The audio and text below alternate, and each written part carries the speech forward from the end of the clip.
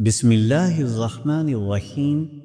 ایسے کون سے 3 عمل ہیں جو میاں بیوی کے کرنے سے گھر میں پریشانیاں آتی ہیں؟ اس بارے میں حضرت علی رضی اللہ تعالی عنہ کا مبارک فرمان سنیے اور اس ویڈیو کو آخر تک ضرور دیکھیے گا۔ میاں بیوی کے 3 کام گھر میں غربت لاتے ہیں۔ یہ 3 کام کبھی بھی مت کیجیے گا۔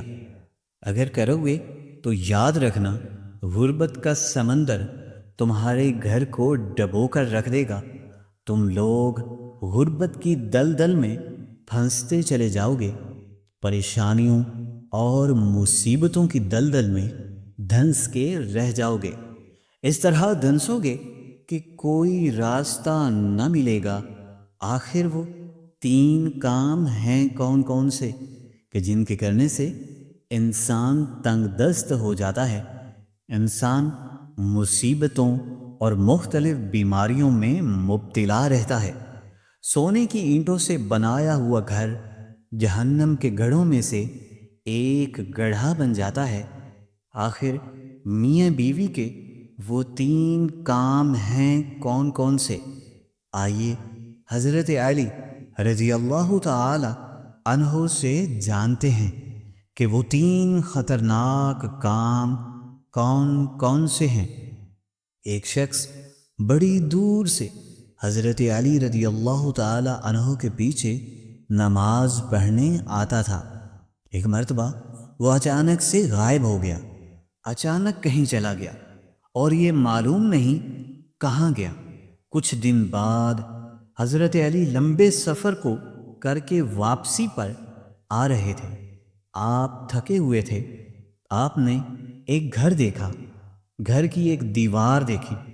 اسی راستے پر آپ نے گھوڑے سے نیچے اترے، دیوار کے ساتھ ٹیک لگا کر بیٹھ گئے۔ جیسے ہی آپ دیوار کے ساتھ ٹیک لگا کر بیٹھے، آپ نے سنا اس گھر سے ایک عورت کے رونے کی آواز آ رہی تھی۔ اس کا شوہر اسے مارتا چلا جا رہا تھا، ڈانٹتا چلا جا رہا تھا، گالی گلوچ کر رہا تھا، تانے دے رہا تھا کہ او بدبخت، جب سے تو میرے گھر میں آئی ہے میں غریب ہو گیا ہوں۔ جب سے تو میرے گھر میں آئی ہے تنگیوں کو ساتھ لے کر آئی ہے، پریشانیوں کو ساتھ لے کر آئی ہے۔ امیری کے جنازے نکل گئے اور غربت عروج پر آ گئی۔ تو میرے لیے قیامت بن کر آئی تھی، تو میرے لیے عذاب بن کر آئی تھی۔ بیوی آگے سے رو رہی ہے۔ حضرت علی رضی اللہ تعالی عنہ نے جب سنا، آپ اٹھے، ان کے گھر کا دروازہ کھٹکھٹایا۔ وہ شخص باہر نکلا تو دیکھ کر پتہ چلا یہ اسی شخص کا گھر ہے جو میرے پیچھے نماز پڑھتا تھا اور اچانک سے ہی غائب ہو گیا۔ آپ نے فرمایا اپنی بیوی کو بھی لے کر آؤ۔ اس کی بیوی بھی آ گئی، دونوں سامنے کھڑے ہیں۔ اب حضرت علی رضی اللہ تعالی عنہ نے فرمایا، یہ بتا بیوی کو کیوں ڈانٹ رہا ہے، بیوی کو کیوں رلا رہا ہے، کیوں تڑپا رہا ہے؟ اس نے کہا، یا علی، یہ بدبخت جب سے میرے گھر میں آئی ہے دوسری عورتیں بچے جنم دیتی ہیں، بچے پیدا کرتی ہیں، اس نے غربت پیدا کی ہے۔ دوسری عورتیں بیٹیاں پیدا کرتی ہیں، رحمت پیدا کرتی ہیں، نعمت پیدا کرتی ہیں، اس نے میرے لیے زوال پیدا کیا ہے، اس نے میرے لیے غربت کو پیدا کر دیا ہے۔ جب سے یہ آئی ہے رزق کے تمام دروازے بند ہو گئے ہیں، میں تو دن بدن غریب سے غریب تر ہوتا چلا جا رہا ہوں۔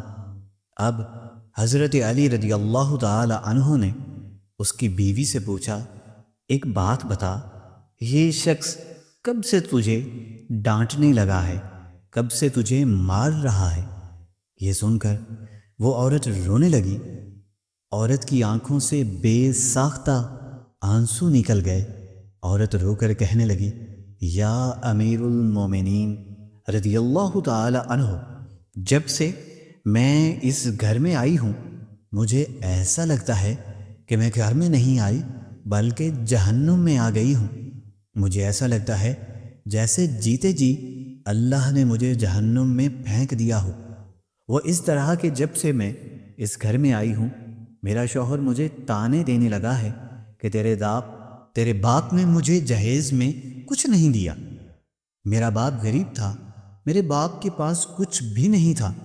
شادی سے پہلے تو یہ کہتا تھا کہ مجھے کچھ نہ دو، میں نے کچھ نہیں لینا، اور اب جب بیاہ کر لے آیا تو پھر مجھے تانے دینے لگا، تیرے باپ نے تو کچھ نہیں دیا، یہ چارپائی میری، یہ بستر میرا، یہ گھر میرا، سب کچھ تو میرا ہی ہے، تیرا ہے ہی کیا۔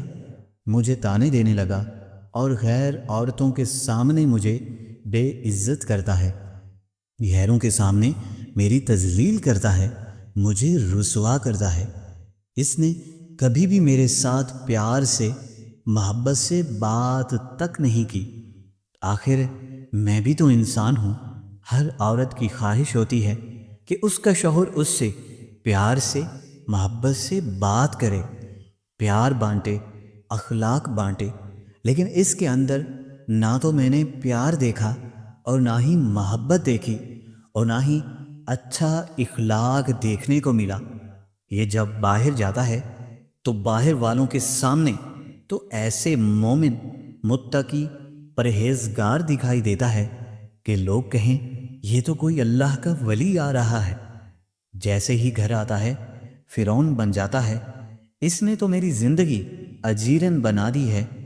اب یہ مجھے مارتا ہے اور کہتا ہے میرے گھر سے نکل جاؤ، لیکن میں اس کا گھر چھوڑ کے نہیں جا سکتی۔ یا امیر المومنین، میرے ماں باپ فوت ہو گئے ہیں، اب اس کے سوا تو میرا اس دنیا میں ہے ہی کوئی نہیں، میں اس کا در چھوڑ کر کہیں نہیں جا سکتی۔ یہ مجھے مارتا ہے اور اتنا مارتا ہے کہ پھر میں آپ کو کیا بتاؤں۔ مجھے ڈانٹ قبول ہے، ضلالت بھی قبول ہے، رسوائی بھی قبول ہے، مجھے سب کچھ قبول ہے، لیکن کم از کم اس کو بولے کہ یہ مجھے گھر سے نہ نکالے۔ اب دونوں کو مخاطب کرتے ہوئے حضرت علی نے فرمایا، یہ نہ کہا کرو کہ بیوی آئی ہے تو ساتھ غربت بھی لے کے آئی ہے، ہرگز نہیں۔ انسان کے اپنے گناہ ہوتے ہیں، انسان کے اپنے ہی اعمال ہوتے ہیں جو اللہ کو ناپسند ہو جاتے ہیں، تو اللہ تبارک و تعالی غربت کو حکم دیتا ہے کہ اس کے گھر میں داخل ہو جاؤ۔ غربت کو کس نے پیدا کیا؟ تنگیوں کو کس نے پیدا کیا؟ اللہ نے۔ اب یہ غربت، یہ تنگ دستی اللہ کے حکم کے آگے ایسے بھاگتے دوڑتے نظر آتے ہیں، پھر اللہ حکم دیتا ہے کہ پریشانیاں اس گھر کے اندر داخل ہو جائیں، غربت اس کے گھر کے اندر داخل ہو جائے، تو بندہ دن بدن تنگ دستی کا شکار نظر آتا ہے، پریشان نظر آتا ہے۔ بیوی کے آنے پر یہ غربت نہیں آئی، بیوی کے آنے سے تنگیاں نہیں ہیں، انسان کے اپنے گناہ ہوتے ہیں جو اللہ کو ناپسند ہوتے ہیں، اور اللہ تعالی انہیں آزمائش میں ڈالنے کے لیے غربت، پریشانیاں ان کے گھر بھیج دیتے ہیں۔ حضرت علی نے فرمایا، میاں بیوی کے 3 کام گھر میں غربت لاتے ہیں، یہ 3 کام کبھی بھی بھول کر نہ کرنا۔ دونوں نے پوچھا، یا علی وہ 3 کام کون سے ہیں؟ وہ 3 خطرناک کام کون کون سے ہیں؟ تو اس پر حضرت علی رضی اللہ تعالی عنہ نے فرمایا، پہلا کام بیوی کو گالیاں دینا۔ جو شخص بیوی کو گالیاں دیتا ہے اس سے بڑا عذاب کیا ہوگا کہ وہ اپنی بیوی کی نظروں سے گر جاتا ہے۔ گالیاں دینا نیکیوں کو اس طرح کھاتا ہے جس طرح آگ لکڑیوں کو کھا جاتی ہے۔ اپنی نیکیاں ضائع نہ کرو۔